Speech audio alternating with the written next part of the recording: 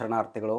ನಾನು ಆರ್ಯ ಧರ್ಮ ದರ್ಶನ ಅನ್ನುವ ಸರಣಿ ಆರಂಭಿಸಿದ್ದು ಮತ್ತು ಆ ಸರಣಿಯಲ್ಲಿ ಈಗಾಗಲೇ ಅನೇಕ ವಿಷಯಗಳ ಚರ್ಚೆ ಆಗಿದ್ದನ್ನ ತಾವೆಲ್ಲರೂ ಬಲ್ರಿ. ಸನಾತನ ಆರ್ಯ ಧರ್ಮದ ಹಿರಿಮೆ, ಗರಿಮೆ, ಸಂಸ್ಕೃತಿ, ಪದ್ಧತಿಗಳು ಜಗತ್ತಿನಲ್ಲೇ ಅತ್ಯುತ್ಕೃಷ್ಟವಾದವುಗಳು ಅನ್ನೋದಕ್ಕೆ ಅನೇಕ ಆರ್ಯ ವೈದಿಕ ಧರ್ಮದ ಸಾಹಿತ್ಯವನ್ನ ಹೇಗೆ ನೋಡಿದಾಗ ನಮಗೆ ಅನೇಕ ವಿಷಯಗಳು ಸಿಗ್ತಾ ಹೋಗ್ತವೆ. ಈ ಆರ್ಯ ವೈದಿಕ ಧರ್ಮದಲ್ಲಿ ಅನೇಕ ಪದ್ಧತಿಗಳಿರೋ ಹಾಗೆ ಮದುವೆ, ವಿವಾಹ ಅನ್ನುವಂಥದ್ದು ಕೂಡ ಒಂದು ಪದ್ಧತಿ.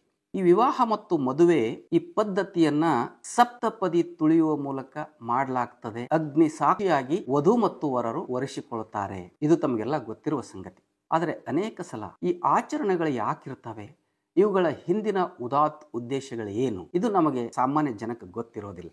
ಆರ್ಯ ವೈದಿಕ ಧರ್ಮದಲ್ಲಿ ಪ್ರತಿಯೊಂದು ಪದ್ಧತಿಗೂ ತನ್ನದೇ ಆದ ಅರ್ಥ ಇದೆ. ನಾನಿವತ್ತು ಸಪ್ತಪದಿಯ ಮೂಲ ಅರ್ಥವನ್ನು ತಮಗೆ ತಿಳಿಸೋದಕ್ಕೆ ಪ್ರಯತ್ನ ಮಾಡ್ತೇನೆ.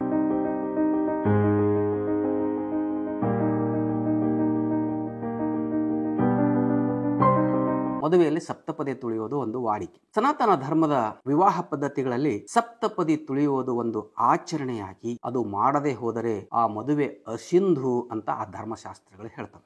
ಈ ಸಪ್ತಪದಿ ತುಳಿಯೋದು ಯಾಕೆ, ಇದರ ಹಿನ್ನೆಲೆ ಏನು ಅಂತಂದ್ರೆ, ಈ ಜಗತ್ತಿನಲ್ಲಿ ಹುಟ್ಟುವ ಪ್ರತಿಯೊಂದು ಸನಾತನ ಆರ್ಯ ವೈದಿಕ ಧರ್ಮದ ಹೆಣ್ಣಿನ ಮೇಲೆ ದೇವರುಗಳು ತಮ್ಮ ಹಕ್ಕನ್ನು ಹೊಂದಿರುತ್ತಾರೆ. ಈ ಸಪ್ತಪದಿ ತುಳಿಯುವ ಶಾಸ್ತ್ರದ ಆಚರಣೆಯ ಮೂಲಕ ಅವಧಾನದಿಂದ, ಅಂದ್ರೆ ನೈವೇದ್ಯವನ್ನ ದೇವರಿಗೆ ಸಮರ್ಪಿಸೋದು ಅಂತ, ಹೆಣ್ಣನ್ನ ನೈವೇದ್ಯದ ರೂಪದಲ್ಲಿ, ಅವಧಾನದ ರೂಪದಲ್ಲಿ ದೇವರಿಗೆ ಸಮರ್ಪಿಸಿ ಆ ದೇವರು ಆ ಹೆಣ್ಣನ್ನ ತನ್ನ ವರನಿಗೆ, ಅಂದ್ರೆ ಮದುವೆ ಆಗುವ ವರನಿಗೆ ಬಿಟ್ಟು ಕೊಡುವ ಒಂದು ಶಾಸ್ತ್ರ ಇದು. ಮದುಮಗನೊಂದಿಗೆ 7 ಹೆಜ್ಜೆ ಇಡುವ ಹೆಣ್ಣನ್ನು ಆ ಗಂಡಿಗೆ ಬಿಟ್ಟು ಬಿಡಲು ದೇವರು ಒಪ್ಪಿಗೆಯನ್ನು ಸೂಚಿಸ್ತಾನೆ. ಇದು ಈ ಅವಧಾನದಿಂದ ತೃಪ್ತನಾಗಿ ಆ ದೇವರು ಈ ಸಪ್ತಪದಿಯ ಆಚರಣೆಯಿಂದ ತೃಪ್ತನಾಗಿ ಸಂತೃಪ್ತಗೊಂಡು ಯಾವ ಹಕ್ಕನ್ನು ಆ ಹೆಣ್ಣಿನ ಮೇಲೆ ದೇವರು ಹೊಂದಿದಾನೋ ಆ ಹೆಣ್ಣನ್ನ ಆ ವರನಿಗೆ ಬಿಟ್ಟು ಕೊಡುವ ಒಂದು ಧರ್ಮಶಾಸ್ತ್ರದ ಪದ್ಧತಿ ಇದು. ಈ ಸಪ್ತಪದಿಯ ಕುರಿತು ಡಾಕ್ಟರ್ BR ಅಂಬೇಡ್ಕರ್ ಅವರು ಹಿಂದೂ ಧರ್ಮದ ಒಗಟುಗಳು ಅನ್ನುವ ತಮ್ಮ ಗ್ರಂಥದಲ್ಲಿ ಪುಟ ಸಂಖ್ಯೆ 376ರಲ್ಲಿ ಬಹಳ ಮಾರ್ಮಿಕವಾಗಿ ಇದನ್ನ ವರ್ಣಿಸ್ತಾರ. ಅವರು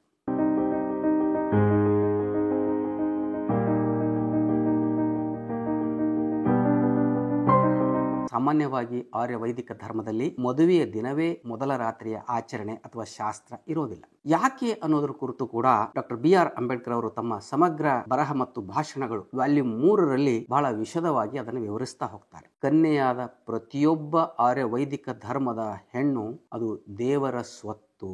ಯಾಕೆ ಮದುವೆಯಾದ ಮೊದಲ ದಿನವೇ ಮೊದಲ ರಾತ್ರಿ ಆಚರಣೆ ಅಥವಾ ಶಾಸ್ತ್ರ ನೆರವೇರೋದಿಲ್ಲ ಅಂದ್ರೆ, ಮೊದಲ ರಾತ್ರಿಯ ಮಂತ್ರ ಆರ್ಯ ಸನಾತನ ಧರ್ಮದಲ್ಲಿ ಹೀಗೆ ಬರ್ತದೆ: ಸೋಮ ಪ್ರಥಮ ವಿವಿಧೋ ಗಂಧರ್ವ ವಿವಿಧ ಉತ್ತರಃ ತೃತೀಯೋ ಅಗ್ನಿಷ್ಟೇ ಪತಿಸ್ತುರಿಯಷ್ಟೇ ಮನುಷ್ಯಜಃ. ಈ ಶ್ಲೋಕದ ಅರ್ಥ ಇಷ್ಟೇ: ಒಂದು ಹೆಣ್ಣಿಗೆ ತನ್ನ ಜೀವನದಲ್ಲಿ 4 ಗಂಡುಗಳಿರುತ್ತವೆ. ಅಂದ್ರೆ ಸನಾತನ ಆರ್ಯ ವೈದಿಕ ಧರ್ಮದಲ್ಲಿ ಹುಟ್ಟಿದ ಹೆಣ್ಣಿಗೆ ಆಕೆಯ ಬದುಕಿನಲ್ಲಿ 4 ಜನ ಗಂಡಂದಿರಿರ್ತಾರೆ. ಮೊದಲು ಸೋಮ, ಮೊದಲನೆಯ ಗಂಡು ಸೋಮ, ನಂತರ ಗಂಧರ್ವರು, ಮೂರನೇದಾಗಿ ಅಗ್ನಿ, ಆಮೇಲೆ ಹೆಣ್ಣನ್ನು ಇವರೆಲ್ಲ 3 ಜನ ಅನುಭವಿಸಿದ ನಂತರವೇ ಆತನ ಪತಿಯ ಸರದಿ ಅನ್ನುವಂಥದ್ದು ಮೇಲಿನ ಶ್ಲೋಕದ ಅರ್ಥ. ಎರಡನೇ ಶ್ಲೋಕ ಈ ರೀತಿಯಾಗಿ ಬರ್ತದೆ: ಉದಿಷ್ಟಾಥೋ ವಿಶ್ವವಸೋ ನಮಶೇಳ ಮಹೇತ್ವ ಅನ್ಯಮಿಷ್ಟ ಸಾಗಾ ವೈಸಂಜಾಯಂ ಪತ್ಯಸ್ರಜ.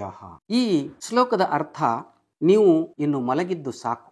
ಅಂದ್ರೆ ಆ ವಧು ಹೇಳ್ತಾಳೆ ಯಾರ್ಯಾರಿಗೆ? ಸೋಮನಿಗೆ, ಗಂಧರ್ವನಿಗೆ ಮತ್ತು ಅಗ್ನಿಗೆ, ಈ 3 ಜನರಿಗೆ ಹೇಳ್ತಾಳಕ್ಕೆ, ನೀವು ನನ್ನ ಜೊತೆಗೆ ಈಗ ಮಲಗಿದ್ದು ಸಾಕು.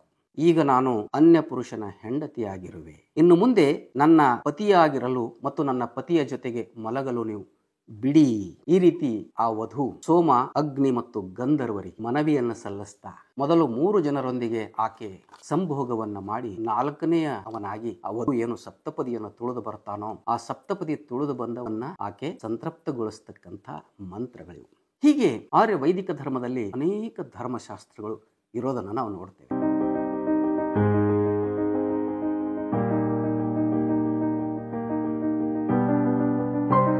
ಹಿಂದಿನ ಕಾಲದಲ್ಲಿ ರಾಜನ ಹೆಂಡತಿಯೊಂದಿಗೆ ಪ್ರಸ್ತ ಆಗತಕ್ಕಂಥದ್ದು ಬಹಳ ಒಂದು ಮಹತ್ವದ ಸಂಗತಿ ಆಗಿತ್ತು ಅನ್ನೋದು ಕೂಡ ನಾವು ತಿಳ್ಕೊಳ್ಬೇಕು. ರಾಜ ತಾನು ವಿವಾಹ ಆದ ಮೇಲೆ ತನ್ನ ಹೆಂಡತಿಗೆ ಪ್ರಸ್ತ ಮಾಡಿಸುವಾಗ ಒಂದು ನಿಯಮವನ್ನ ಆತ ಅನುಸರಿಸ್ತಿದ್ನಂತೆ.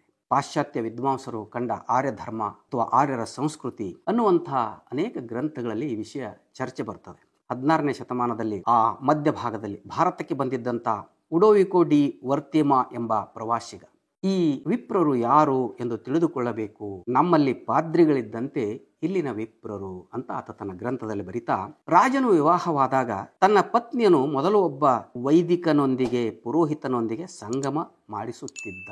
ಆ ಪುರೋಹಿತ ಬಯಸಿದಲ್ಲಿ ಕೇವಲ 1 ದಿನ ಅಲ್ಲ, 3-4 ದಿನ ರಾಜನ ಹೆಂಡತಿಯೊಂದಿಗೆ ಸಮಾಗಮ ಮಾಡಬಹುದಿತ್ತು. ಅದಕ್ಕಾಗಿ ಈ ಪುರೋಹಿತ ಸುಮ್ಮನೆ ಪುಕ್ಷಟ್ಟೆಯನ್ನು ರಾಜನ ಹೆಂಡತಿಗೆ ಸಂತೃಪ್ತ ಪಡಿಸ್ತಿರ್ಲಿಲ್ಲ. ರಾಜ ಮದುವೆ ಆದ ಮೇಲೆ ರಾಣಿಯ ಜೊತೆ ಮೊದಲ ರಾತ್ರಿ ಮಾಡ್ತಿದ್ದವ ಒಬ್ಬ ಪುರೋಹಿತ. ಆ ಪುರೋಹಿತನಿಗೆ ಅದಕ್ಕಾಗಿ ರಾಜ 400-500 ವರಹಗಳು ಕೊಡಬೇಕಾಗಿತ್ತು. ಅಂದರೆ ಆತನಿಗೆ ದಕ್ಷಿಣೆಯನ್ನು ಕೊಟ್ಟು ಕರೆದು ತಂದು ತನ್ನ ಹೆಂಡತಿಯೊಂದಿಗೆ ಮೊದಲ ದಿನದ ಪ್ರಸ್ತವನ್ನು ಆಚರಿಸಿ ಆನಂತರ ರಾಜ ತನ್ನ ಹೆಂಡತಿಯ ಮೇಲೆ ಹಕ್ಕನ್ನು ಹೊಂದುತ್ತಿದ್ದ ಅನ್ನುವಂಥ ಅರ್ಥ ಇದು. ಡಾಕ್ಟರ್ ಬಿ ಆರ್ ಅಂಬೇಡ್ಕರ್ ಅವರು ಹಿಂದೂ ಧರ್ಮದ ಒಗಟುಗಳು ಅನ್ನುವ ತಮ್ಮ ಗ್ರಂಥದಲ್ಲಿ ಪುಟ ಸಂಖ್ಯೆ 307ರಲ್ಲಿ ಈ ವಿಷಯವನ್ನು ಕುರಿತು ಬಹಳ ಚೆನ್ನಾಗಿ ಅವರು ಪ್ರಸ್ತಾಪವನ್ನು ಮಾಡ್ತಾರೆ.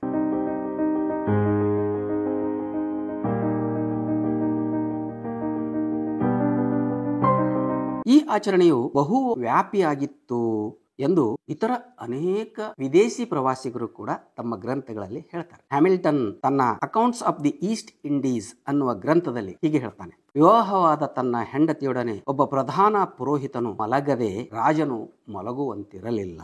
ಏಕೆಂದರೆ ಆಕೆಯ ಮೊದಲ ಸಂಭೋಗದ ಫಲಗಳು ಆಕೆ ಆರಾಧಿಸುವ ದೇವರಿಗೆ ನೀಡುವ ಕಾಣಿಕೆ. ಹಿಂದೂ ಧರ್ಮದ ಒಗಟುಗಳು ಪುಟ ಸಂಖ್ಯೆ 308ರಲ್ಲಿ ಡಾಕ್ಟರ್ ಬಿ ಆರ್ ಅಂಬೇಡ್ಕರ್ ಅವರು ಈ ವಿಷಯವನ್ನು ಚರ್ಚಿಸ್ತಾ ಅವ್ರು ಹೇಳ್ತಾರೆ, ಒಬ್ಬ ರಾಜ ತನ್ನ ಮದುವೆ ಆದ ಮೇಲೆ ತನ್ನ ಪಟ್ಟದ ರಾಣಿಯನ್ನ ಮೊದಲ ರಾತ್ರಿ ಒಬ್ಬ ಪುರೋಹಿತನ ಹತ್ತಿರ ಪ್ರಾಸ್ತವನ್ನ ಮಾಡಿಸ್ತಿದ್ರು. ಯಾಕೆ ಮಾಡಿಸ್ತಿದ್ರಂದ್ರೆ, ವಿವಾಹವಾದ ತನ್ನ ಹೆಂಡತಿಯೊಡನೆ ಒಬ್ಬ ಪ್ರಧಾನ ಪುರೋಹಿತ ಮಲಗೋದಾದ್ರೆ ಅದು ಆಕೆಯ ಮೊದಲ ಸಂಭೋಗದ ಫಲಗಳು ಆ ದೇವರಿಗೆ ಹೋಗಿ ಸಲ್ಲಬೇಕು. ದೇವರಿಗೆ ಸಲ್ಲಬೇಕಂದ್ರೆ ಭೂಮಿ ಮೇಗಿನ ದೇವರಾದಂಥ ಪುರೋಹಿತರಿಗೆ ಮೊದಲು ತನ್ನ ಹೆಂಡತಿಯನ್ನು ಅರ್ಪಿಸಬೇಕು ಅನ್ನುವ ಪದ್ಧತಿ ಆರ್ಯ ಸನಾತನ ಧರ್ಮದಲ್ಲಿ ಇತ್ತು ಅನ್ನೋದನ್ನು ನಾವು ಮನಗಾಣಬೇಕಾಗ್ತದೆ. ಯಾಕೆ ಪುರೋಹಿತರು ದೇವರು? ಒಂದು ಮಂತ್ರ ಇದೆ, ದೈವಾಧೀನಂ ಜಗತ್ ಸರ್ವಂ ಮಂತ್ರಾಧೀನಂ ದೈವಂತು ತನ್ಮಂತ್ರೋ ಬ್ರಾಹ್ಮಣಾಧೀನಂ ಬ್ರಾಹ್ಮಣೋ ಮಮ ದೇವತ. ಅಂದರೆ ಈ ಜಗತ್ತು ದೇವನ ಅಧೀನದಲ್ಲಿದೆ, ಆ ದೇವ ಮಂತ್ರದ ಅಧೀನದಲ್ಲಿದ್ದಾನೆ, ಆ ಮಂತ್ರ ಬ್ರಾಹ್ಮಣನ ಅಧೀನದಲ್ಲಿದೆ. ಹಾಗಾಗಿ ಆ ಬ್ರಾಹ್ಮಣನೇ ದೇವರು. ಈ ಒಂದು ಮಂತ್ರದ